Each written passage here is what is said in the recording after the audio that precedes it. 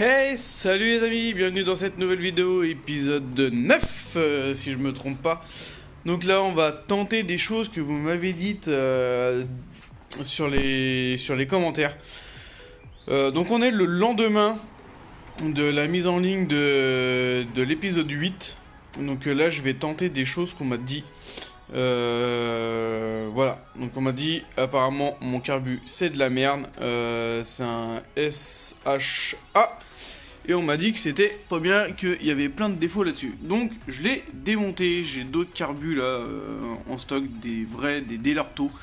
Donc on va essayer de s'en faire un. On va aussi également après essayer l'électricité, parce qu'on m'a dit t'as mal branché.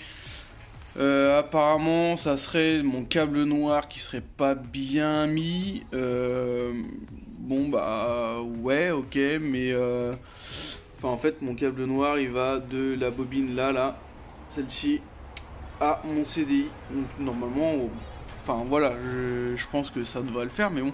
On m'a dit essaye avec ton fil vert, essaye avec un fil marron, c'est le fil lumière, et le fil jaune c'est fil lumière aussi. Donc on m'a dit essaye avec le fil vert. Je vais essayer ça après, je vais refaire également la masse, puisque ouais, ça vient peut-être de la masse, il n'y a pas assez d'étincelles. Enfin bon bref, on va essayer tout ça pour qu'elle démarre. Donc, comme vous l'avez vu, elle était sur le point de démarrer, hein. Elle est vraiment sur le point de démarrer.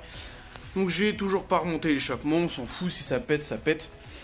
Donc là, ce que j'ai fait, c'est que j'ai démonté, il est là, voilà, c'est le plus propre, hein, voilà, le tout pourri, le pas Delarto, le SHA, putain c'est con à dire.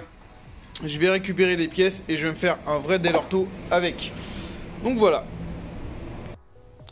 Donc allez, on a mis un vrai Delarto 1515 là-dessus. J'ai récupéré pas mal de pièces. Déjà il me manquait tout le haut. J'ai récupéré la vis du SHA. Putain c'est quoi à dire cette merde. Pareil pour le filtre à air et tout le bordel. J'ai remis le gicleur de 66. Malgré que je sais que c'est un peu trop gros, mais pour l'instant, voilà, j'ai pas trop le choix. J'en ai que deux, j'ai un 85 et un 66. Alors, on fait avec. Sinon, j'ai poncé un peu ici pour ma masse, pour essayer. Donc, j'ai refait une cosse, voilà. Enfin, pour moi, le branchement est bien fait, parce que lui, il part de ici pour aller jusqu'au CDI. Donc pour moi normalement c'est tout bon. Donc là je vais déjà remonter mes masses et après on va essayer de la faire péter, hein. Je vais peut-être pas filmer la tentative de démarrage parce que je peux pas tenir le téléphone et pousser en même temps. Enfin je l'ai fait hier, hein, mais c'est un peu compliqué. Donc voilà, on va essayer déjà ça. Le carbu a été entièrement nettoyé avec de l'essence, machin et tout, donc logiquement ça devrait péter. Bon, après un test encore échec, voilà. J'ai essayé de mettre de l'essence dans le cylindre, ça n'a pas fonctionné. Là je vais vous montrer un peu ce que ça donne. On voit pas terrible. Je vais essayer de tenir les deux en même temps. Enfin, ouais, je sais pas comment je vais me démerder. Mais en tout cas, il y a de l'étincelle, ça c'est sûr. Alors là, quand c'est collé, ça veut pas. C'est ça qui est chiant. Je sais pas pourquoi. Non, pardon. Quand je colle, ça veut pas. Il n'y a pas d'étincelle. Non, c'est vraiment. Et puis j'ai pas le support de téléphone. Je sais pas où le mettre pour filmer. Ça me fait chier, je sais pas comment le mettre. Puis là, si je fais comme ça. Non, on va essayer comme ça. Voilà, là on va essayer.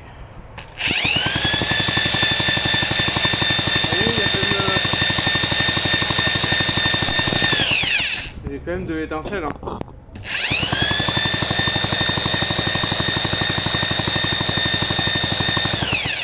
Voilà. Voilà, donc on voit bien qu'il y a de l'étincelle avec ma manip. Là, on va essayer, je sais pas moi. On va essayer celui-là, tiens, voyez. Juste pour le plaisir d'essayer. On va recommencer la manip. Hop, là. Voilà, désolé, la vidéo a coupé.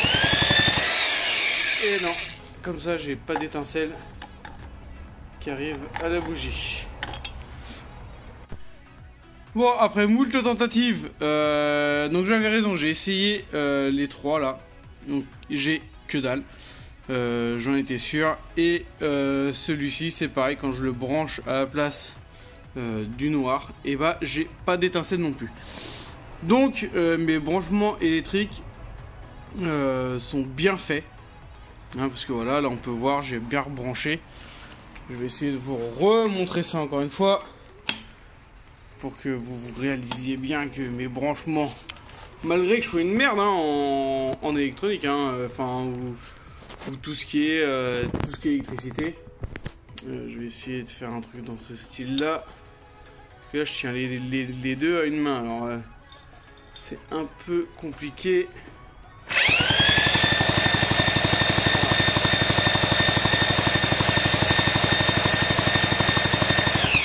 Donc j'ai bien mon étincelle à mon allumage. Donc pour moi ça viendrait pas de l'allumage. Mais de quoi ça peut venir? On m'a dit également en commentaire que ça pouvait venir de ma pipe. Pipe de 15 c'est de la merde. Et pipe de 15, le problème c'est que dans les trous il y a il y a de l'air qui arrive. Donc est-ce que ça peut venir de là? Ça se peut fortement. Donc il faudrait que je mette de la pâte à joint. Sauf que j'en ai pas et je vais pas avoir le temps d'aller en acheter aujourd'hui ni dans la semaine. Donc ça va attendre ce week-end. Mais je vais quand même réessayer, bah je sais pas, de voir si j'ai bien toute mon essence. Parce que là comme je vois là c'est bien humide là. C'est pas trop normal. Ouais, bon on va réessayer de la faire péter et puis c'est tout. Parce que tous mes branchements sont bons. Là j'ai bien mon volant qui se met bien ici. Donc on m'a dit de faire une avance à l'allumage, mais bon logiquement je devrais même pas puisque c'est claveté. Donc normalement avec ma clavette il est déjà prémis. Enfin après comment je peux dire ça? Bah, il est déjà calé quoi en gros. Donc je sais pas, ça me saoule. On va retenter, voilà, carbu changé, mes câbles, j'ai tout testé. Donc tout fonctionne parfaitement. Niveau électrique, bon ça c'est pas branché parce qu'on s'en fout, c'est klaxon et feu avant, feu arrière, machin. Voilà, le seul truc qui va rester à faire, ça va être, je vous dis la pâte à joint, mais faut que je dépose le moteur pour pouvoir le faire. Donc pour l'instant, bah, c'est pas envisageable. Voilà, on verra quand j'irai à Leroy Merlin ou je sais pas trop où acheter de la pâte. Voilà les amis, ça fait plus de 15 jours que je n'ai pas touché au Vogue. Parce que tout simplement ça me saoulait de ne pas réussir à démarrer, d'où l'appel au secours. J'ai eu Anthony qui m'a envoyé un message sur Facebook parce que je lui avais demandé on avait demandé à ce qu'on se parle ensemble sur Facebook. Donc on s'est parlé sur Facebook. Malheureusement quand lui il avait un week-end qu'il pouvait, moi je pouvais pas, et quand je pouvais c'est lui qui pouvait pas. Donc bah c'est pas très grave, on aura toujours l'occasion de se revoir. Et Anthony, je te remercie beaucoup de la prise de contact et d'avoir voulu m'aider. C'est hyper sympa à toi, il y en a pas beaucoup qui le font. Et aujourd'hui c'est Christophe qui vient, donc je sais pas si je vais faire une vidéo avec lui, il sait pas. Donc pour l'instant voilà, donc on fera peut-être une vidéo vite fait comme ça pour montrer un peu ce qu'on fait, ou si moi je fais une vidéo bilan à la fin. Il va ramener des pièces, on va tester tout ça, voilà. Je vais vous montrer quelques pièces que j'ai achetées au cas où. Alors voici les quelques pièces que j'ai achetées. J'ai acheté une pochette de joint pour le 103 hein, forcément. Dans la boîte il y avait deux bougies, une pour le 102, une pour le 103 au cas où, on sait jamais, je préfère les prendre par deux. Et une cloche pour petit cône. Voilà, on m'a dit que Du coup, c'était pas le bon allumage que j'avais, etc., etc. Donc Christophe ramène un allumage au cas où, et moi j'ai toujours ça pour essayer tout à l'heure ce qu'on va faire. Voilà. Donc le 103, il est ici, il n'a pas bougé depuis 15 jours. Voilà, voilà. Bon, il y a le 102 qui est à côté, je vous expliquerai peut-être dans une autre vidéo. Donc on va se faire ça avec Christophe, et on se voit après. Bon bah les amis, pardon, Christophe est passé du coup hier. On a fait pas mal de petites choses sur la mobilette. Je vais vous expliquer un peu ce qui a été fait. Voici le ballon. Alors oui, j'ai toujours pas changé la chambre à air, tout simplement parce que j'ai pas pris le temps. Comme j'ai dit, ça m'avait démotivé un max. Là du coup c'est pareil, j'ai vu que j'avais mon pneu arrière de ce côté-ci qui est pareil, qui est un peu enfoncé, je sais plus où c'est là, voilà, qui est un peu enfoncé, donc faut que je le refasse vite fait. Alors ce qui a été fait, voilà, j'avais tout rangé, hein, j'avais tout rangé, mais tout est redevenu en bordel. Ce qui a été fait, on a changé, voilà, le volant magnétique. Donc ça, c'est celui qui avait dessus quand j'ai acheté l'allumage. Donc c'est le gros cône et on a mis le petit cône. J'ai mis également tac, la bougie neuve qui est déjà montée dessus. Et il y avait plusieurs pannes dessus. Panne au niveau du carbu. Ouais, j'ai remonté l'écarteur vite fait là pour essayer. Panne au niveau du carbu, elle prenait trop d'air, donc on avait remis la boîte à air pour essayer de la faire démarrer. Et après, il y avait eu l'embrayage. Donc des fois, il reste en prise. Donc c'est pas grave. De toute façon, j'ai vu le mois prochain, je rachète un embrayage neuf. Comme ça au moins, voilà, on a fait quelques petites modifs avec la Dremel. Parce que les mâchoires étaient neuves.